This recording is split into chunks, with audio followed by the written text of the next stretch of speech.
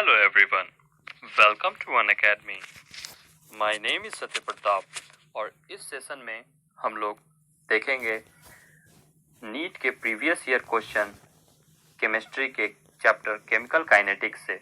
Okay, तो इस video में हमारे टारगेट ऑडियंस होंगे क्लास 12 के स्टूडेंट्स और वो सभी स्टूडेंट्स जो कि मेडिकल की तैयारी कर रहे हैं और जो डॉक्टर बनना चाहते हैं। था पाएंगे जब आप वीडियो को पॉज करके क्वेश्चन को खुद से सॉल्व करने की कोशिश करें और बाद में उसे रिज्यूम करके अपने आंसर को चेक करें और फिर उन क्वेश्चन से रिलेटेड सारे कॉन्सेप्ट्स और फॉर्मूलाज को याद रखें। तो let's proceed. Pause the video and try to attempt the question. I hope आपने क्वेश्चन को अटेम्प्ट किया होगा। ऐसा ही क्वेश्चन मैंने प्रीवियस वीडियो में भी एक बताया था। आइए फिर से देखते हैं। देखिए क्वेश्चन में कहा गया है कि the temperature dependence and rate constant of a chemical reaction is written in terms of Arrhenius equation. Arrhenius equation आपका है और इसमें कहा गया है कि ई यानी कि एक्टिवेशन एनर्जी आप कैसे कैलकुलेट कर सकते हैं, किस किस के ग्राफ को। तो देखिए ये आर्हेनियस इक्वेशन हमारा ये हो गया K = A × e⁻⁻⁻ अब इसमें दोनों तरफ लॉग ले लेते हैं। ठीक है, तो लॉग हो गया ये log K, इधर log A × -A/(1/t). देखिए तो इसको हम लोग y = mx + c के फॉर्म में लिख लेंगे। ओके, अब देखिए थोड़ी मैथमेटिक्स आपको आनी चाहिए ताकि आप इसे प्रैक्टिकली देख सके कि मैथ्स में ये कैसे हम प्लॉट कर सकते हैं इस ग्राफ को। तो देखिए जब इसे प्लॉट करेंगे तो ये ग्राफ कुछ ऐसा बनेगा। ओके, तो अब देखिए यहाँ पे log K वर्सेस 1/t के ग्राफ में जो स्लोप होगा वो आपको A/r होगा। हालांकि माइनस होगा लेकिन माइनस आपका ये एंगल जो है बनता है वैसे तो उतना ध्यान नहीं देंगे। यहाँ पे स्लोप A/r होता है, -A/r। ओके, तो यहाँ पे देखिए log किसके किसके बीच में ग्राफ बन रहा है, log K और 1/t के बीच में। तो हम ग्राफ से ये का वैल्यू कैलकुलेट कर सकते हैं किसमें, log K और 1/t के ग्राफ से। सो D is the right answer. Pause the video and attempt the question.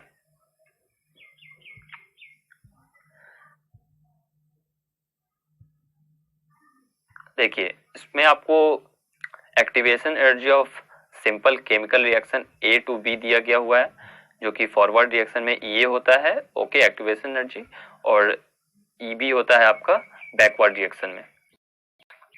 तो इसमें पूछा गया है कि EB के बारे में कि EA से क्या होगा, हमेशा ज्यादा बड़ा होगा, कम होगा, और क्या कुछ कह नहीं सकते। ठीक है, ऐसा कुछ।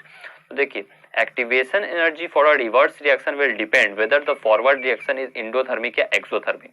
देखिए जब इंडोथर्मिक रिएक्शन और एक्सोथर्मिक रिएक्शन हमें पता चलेगा कि जो डेल्टा H का वैल्यू है वो पॉजिटिव है या निगेटिव है, तभी इस फॉर्मूला से हम बता सकते हैं।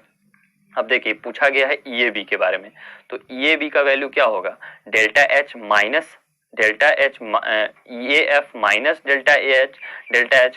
अब सोचिए कि जब डेल्टा H अगर मान लीजिए पॉजिटिव होगा, ओके, यानी कि डेल्टा H अगर आपका पॉजिटिव का मतलब कि इंडोथर्मिक होगा, ओके, तो आपका ये value EAF minus delta H हो जाएगा।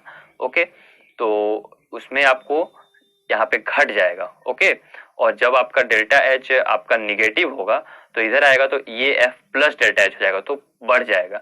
ओके, तो ये भी जो है आपका इस बात पे डिपेंड करता है कि आपका जो फॉरवर्ड रिएक्शन हो रहा है वो आपका एक्सोथर्मिक है या फिर इंडोथर्मिक है। इसके कहे बिना हम नहीं बता सकते हैं कि आपका जो EAB है वो ज्यादा होगा या कम होगा, इसलिए कैन बी लेस देन और मोर देन EA। ओके, ये D number is the right answer.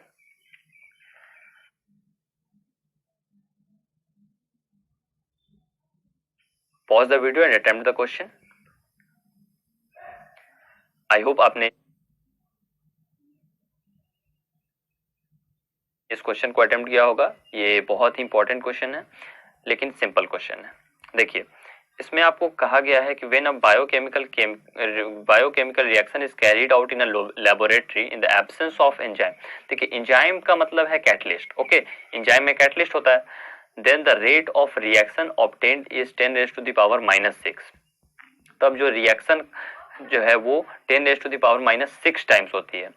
Then activation energy of reaction in the presence of enzyme will be, देखिए इसमें जो प्रेजेंस ऑफ एंजाइम में आपका क्या होगा कि स्पीड ऑफ रिएक्शन क्या हो जाएगा, बढ़ जाएगा, इनकी स्पीड ऑफ रिएक्शन बढ़ जाएगा bye lowering the energy barrier.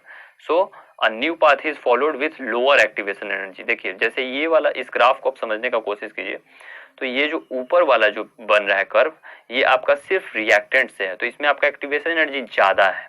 Okay, और इसमें जो आपका जब इसमें कैटलिस्ट यानी एंजाइम जब ऐड कर देते हैं तो ये नीचे वाला ग्राफ होगा। ओके, जिसमें आपका रिएक्टेंट प्लस एंजाइम और कैटलिस्ट है, तो इसमें आपका एक्टिवेशन एनर्जी कम जाएगा। आप यहाँ देख सकते हैं कि जो ये ऊपर वाला है, ये वाला ये है, ये इस ये डैश से बड़ा है, तो इसमें आप ये जरूर कह सकते हैं कि जो दोनों आपका ये होगा वो डिफरेंट होगा। ओके, तो आपका बी नंबर ऑप्शन इसमें सही बैठता है कि प्रेजेंस ऑफ एंजाइम में आपका जो ये होगा वो डिफरेंट होगा लेबोरेटरी वाले से, क्योंकि उसमें एंजाइम नहीं था, उसमें सिर्फ रिएक्टेंट था।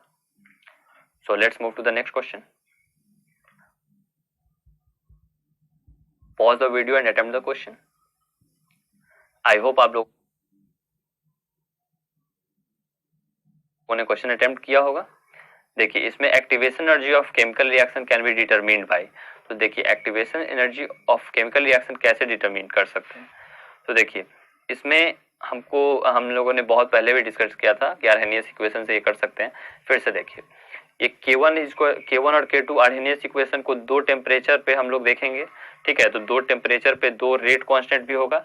ओके, दो टेम्परेचर पे दो रेट कांस्टेंट आपको मिल रहा है और डिवाइड करेंगे, लॉग लेंगे, तो ये वाला फॉर्मूला आपको निकल कर आता है। ओके, ये मैंने आपको पहले वीडियो में भी बताया चुका हूँ, आपको नहीं याद है तो आप फिर से जाके उसे देख लें, और नहीं देखा है तो फिर से पहले उसे भी देख लें। तो हम लोग ऐसे भी ये कैलकुलेट कर सकते हैं, तो हमारा करेक्ट ऑप्शन सी होगा।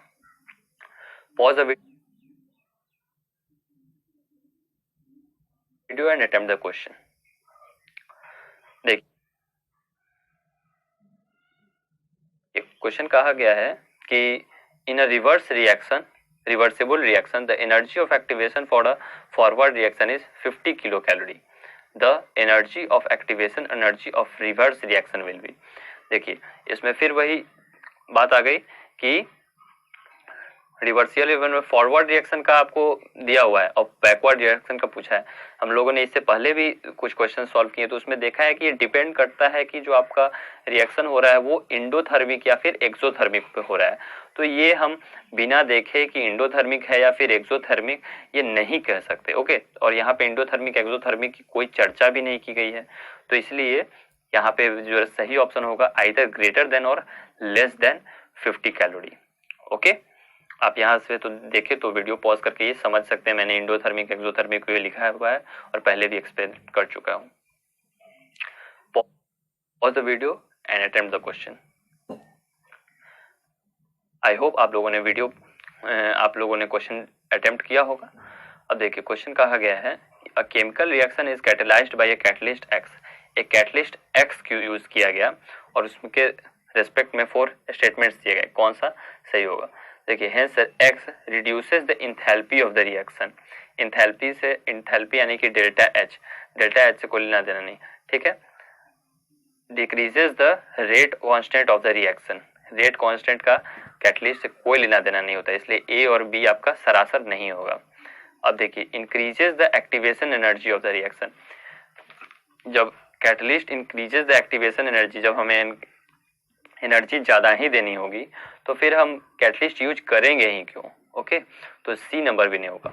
अब डी नंबर है does not affect equilibrium constant of the reaction, ये सही है। देखिए catalyst affect equally both the forward and backward reaction, it doesn't affect the equilibrium constant. और के इक्विलिब्रियम होता है के फॉरवर्ड बाय के बैकवर्ड। ओके, तो या फिर उल्टा के बैकवर्ड के देख लीजिएगा इसे।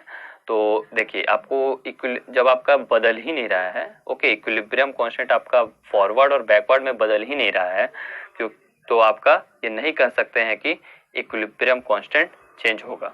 तो ये हमारा सही होगा कि जो कैटलिस्ट होता है उसके वजह से इक्विलिब्रियम कांस्टेंट चेंज नहीं होता है, वो कांस्टेंट होता है। Okay, pause the video and attempt the question. I hope आप लोगों ने क्वेश्चन अटेम्प्ट किया होगा। Now let's see the solution. For an exothermic reaction the energy of activation of the reactant is, देखिए एक्सोथर्मिक रिएक्शन में energy जो activation का होता है वो क्या होगा। तो देखिए delta H equal to E F minus E A B, ये हम जान रहे हैं फॉर्मूला, बेसिक फॉर्मूला एनसीईआरटी सभी जगह आपको मिलेगा ये, अगर आप केमिकल काइनेटिक्स थोड़ा ढंग से पढ़ें तो। ओके, अब देखिए एक्सोथर्मिक रिएक्शन में डेल्टा एच क्या होता है, नेगेटिव, और एंडोथर्मिक में क्या होता है, डेल्टा एच पॉजिटिव। नहीं याद हो तो याद कर लीजिए, ठीक है। अब देखिए डेल्टा, चूंकि यहाँ पे दिया गया हुआ है कि ये एफ जो है वो लेस है, ओके, ये बी से, तभी आपका डेल्टा एच निगेटिव होगा। आप यहाँ देख लीजिए ये एफ, ये आपका निगेटिव कब होगा, जब ये वाला टर्म आपका इस टर्म से छोटा हो जाए। तो activation energy of reactant is less than the energy of activation of product, यानी ये स्टेटमेंट को, यही बात को यहाँ पे स्टेटमेंट में कहा गया है। तो ये आपका बी नंबर ऑप्शन फॉलो करता है। ओके, तो देखिए मैंने आपको केमिस्ट्री के प्रीवियस ईयर के सारे क्वेश्चन सॉल्व कराए। ओके, तो इसमें आपको मैं बताना चाहूंगा कि देखिए केमिकल काइनेटिक्स के नीट के प्रीवियस ईयर क्वेश्चन मैंने 53 क्वेश्चन सॉल्व कराए। ओके, 53 मेजर क्वेश्चंस जो कि नीट में आपको दरअसल बहुत पूछे जाते हैं। तो अगर आपने इस सेशन को पूरा देखा है, वीडियोस के साथ साथ क्वेश्चंस को भी सॉल्व किया है, तो आपके लिए बहुत ही ज़्यादा बेनिफिशियल होगा नीट में एग्जाम में। लेकिन अगर आपने कहीं भी ईमानदारी नहीं दिखाई हो, जैसे लग रहा हो कि आपने क्वेश्चंस बस देखा है और छोड़ दिया है, तो वो आपको बेनिफिशियल नहीं होगा। तो इसलिए ज़रूरी है कि आप क्वेश्चंस को सॉल्व करें, या फिर आप स्लाइड्स को भी डाउनलोड करके उससे प्रैक्टिस कर सकते हैं, या फिर वीडियो को बार बार देखकर या पॉज करके उससे आगे पीछे करके देख सकते हैं। ओके, स्किप करके। तो और जहाँ कभी भी आपको दिक्कत हो, आप अपने टेक्स्ट बुक में क्वेश्चंस, फार्मूलाज ये सब भी रेफर करें। ये सभी क्वेश्चंस बहुत ही इंपॉर्टेंट क्वेश्चंस हैं, जो कि नीट के लेवल के क्वेश्चंस हैं, जो कि पहले सालों में, पिछले पास्ट 32 to 33 ईयर्स में पूछे गए हुए हैं। तो ये सभी बहुत ही इंपॉर्टेंट क्वेश्चंस थे, आप इन्हें जरूर प्रैक्टिस किए होंगे, आई होप। तो देखिए ये इम्पोर्टेंस आपका प्रीवियस ईयर का बहुत ज़्यादा होता है। ये मैंने ओवरव्यू वाले जो वीडियो है उसमें भी बताया था कि आपको अपकमिंग एग्जामिनेशंस में फ़ायदा देता है, आपके लेवल को चेक करता है, और यहाँ आपको जेन्युइन प्रॉब्लम मिलता है और अपनी कमियों को पूरा कर सकते हैं। ये सबसे बहुत इंपॉर्टेंस है कि आपको एग्जैक्ट पता चलता है कि आप क्या नीट लेवल के क्वेश्चंस को सॉल्व कर पा रहे हैं, और ये आपको नीट के प्रिपरेशन में हेल्प भी करता है। तो ये हमारे लिए बहुत इंपॉर्टेंट है कि आप प्रीवियस ईयर क्वेश्चंस को प्रैक्टिस करें। और अगर आपने पूरे वीडियोस और सभी मैं कोर्सेज लाता रहता हूँ अनअकैडमी पे, ओके, तो आप मेरे इस अनअकैडमी के मेरे चैनल को जरूर फॉलो करें। ओके, और आई होप कि आप नीट की तैयारी अच्छी कर रहे होंगे, अच्छे से कर रहे होंगे, मन लगा के कीजिए और ईमानदारी से कीजिए। So thank you very much and have a nice day.